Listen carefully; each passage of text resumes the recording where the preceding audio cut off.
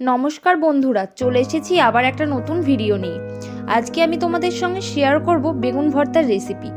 বেগুন ভর্তা তো আমরা সকলেই বানাতে পারি, কিন্তু উনুনে আজ আমি কিভাবে বেগুন ভর্তা বানাবো সেটাই তোমাদের সঙ্গে শেয়ার করব। চলো তাহলে ভিডিওটা শুরু করি, তোমরা শেষ পর্যন্ত দেখতে থাকো।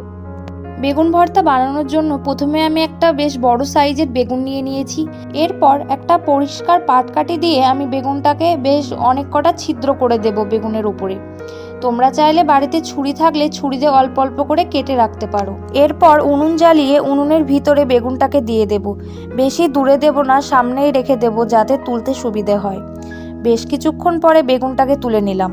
যেহেতু শীতের শুরুর বেগুন, তো বেশি পোড়ানোর প্রয়োজন পড়ে না, অল্পতেই বেশ নরম হয়ে যায়।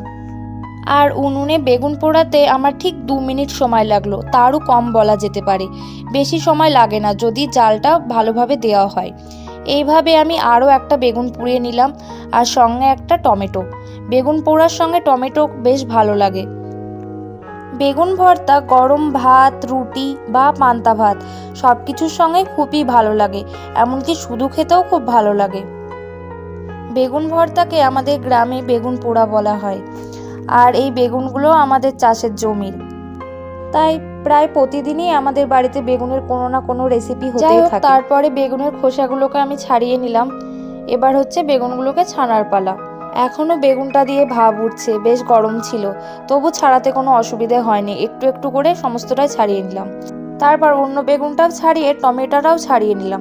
তোমরা চাইলে ছাড়ানোর পরে একটু ঠান্ডা জলে ধুয়ে নিতেও পারো, যাতে ছোট ছোট যে বেগুনের খোসাগুলো থাকে না সেগুলো যাতে ধুয়ে যায়। তারপরে বেগুনগুলোকে ছানতে শুরু করলাম।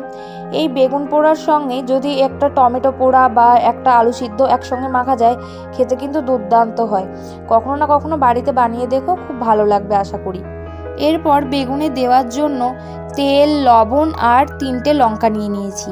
বেগুনে একটু লঙ্কা বেশি হলেই বেশ ভালো লাগে খেতে, তবু তোমরা লঙ্কাটা পরিমাণ বুঝে দেবে। যারা যেটুকু পরিমাণ লঙ্কা খেতে পছন্দ করো সেটুকু পরিমাণ দেবে।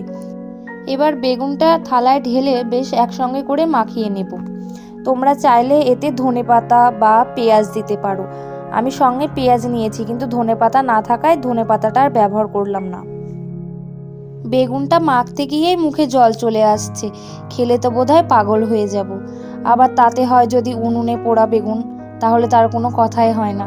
তোমাদের কেমন লাগে বেগুন পোড়া খেতে তা অবশ্যই তোমরা কমেন্টে জানিও। তো এইভাবে করে বেগুনটাকে মেখে নেব। আর যেগুলো গোটা আছে আলু বা বেগুন, সেগুলোকে হাত দিয়ে ভালোভাবে চটকে নেব, যাতে গোটাটা মুখে না পড়ে। আর আজকের ভিডিওটা তোমাদের কেমন লাগলো তা তো কমেন্টে জানাবেই, আর ভালো লাগলে একটা লাইক, কমেন্ট ও শেয়ার করে দেবে। এই যে তৈরি হয়ে গেল দুর্দান্ত গরম গরম বেগুন ভর্তা। তার উপরে একটু লবণ ও লেবুর রস ছিটিয়ে দিলাম, যাতে খেতে আরও